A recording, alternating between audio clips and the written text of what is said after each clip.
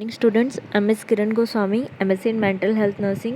In today's class we will see about the problems of sampling. ठीक है, sampling process करने में हमको किस किस प्रॉब्लम्स को क्या करना पड़ता है, फेस करना पड़ता है, वो अपन देखते हैं. ठीक है, there are several problems encountered by the researcher during the sampling process. Some of the important issues regarding problems of the sampling process are: first is sampling error. जैसे कि मैं पहले ही बताई हूँ, सैम्पलिंग एरर कब आता है.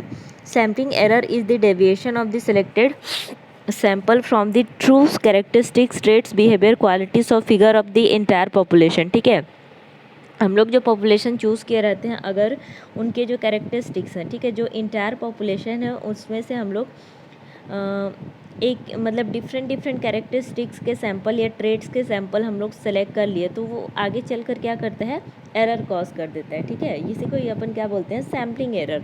इसलिए सैम्पलिंग एरर को कम करने के लिए हम लोग को क्या बोला जाता है कि हम लोग जो इंटायर पॉपुलेशन चूज़ करते हैं वो क्या होना चाहिए, डिफरेंट होना चाहिए, जिससे कि हम लोग सेम कैरेक्टरिस्टिक्स के बहुत सारे सैंपल क्या कर सकते हैं, सेलेक्ट कर सकते हैं. Okay, then next is the lack of sample representative.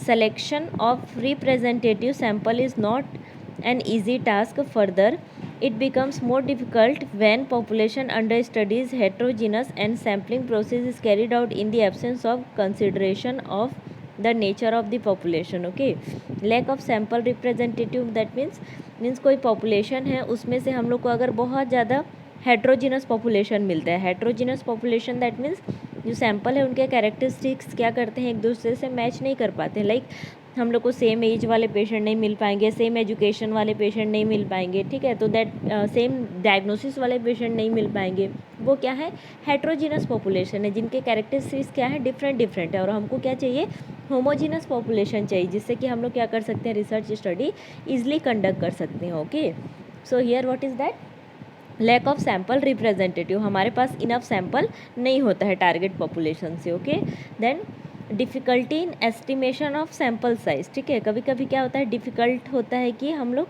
Sample size को एस्टिमेट नहीं कर पाते. दैट मीन्स हम लोग को कितना सैम्पल चाहिए उसको हम लोग क्या करते हैं, कभी कभी चूज़ नहीं कर पाते. ठीक है, there is lack of availability of population parameters especially in our own scenario.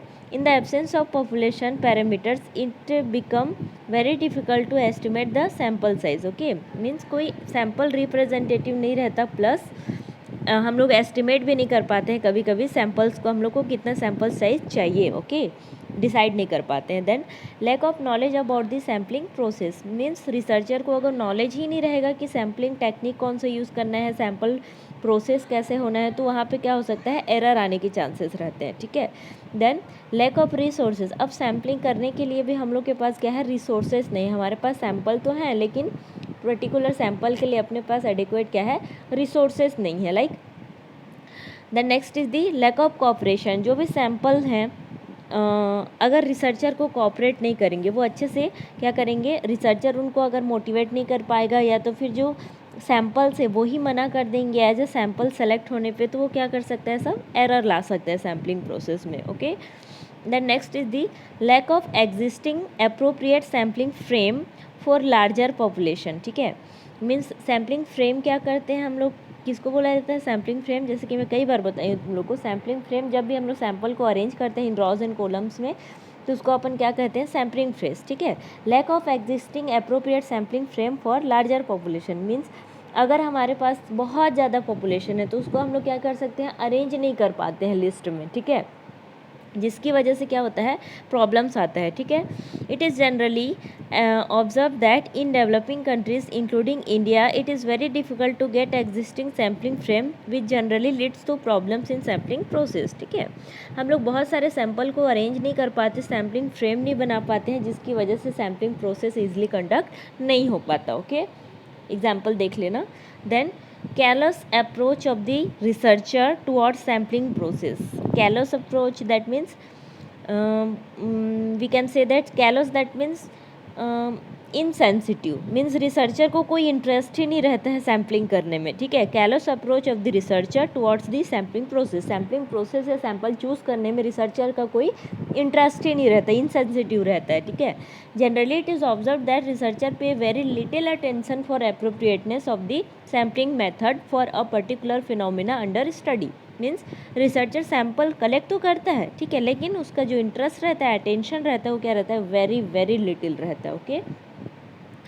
Further they casually choose a particular type of sampling technique to select a sample rather than effective sampling process plan, ठीक है। इसलिए वो कोई भी sampling process क्या कर लेता है, चूज़ कर लेता है, जो कि आगे चलकर इफेक्टिव नहीं होता जितना कि उसको होना चाहिए, okay. So this is what careless approach of the researcher towards sampling process.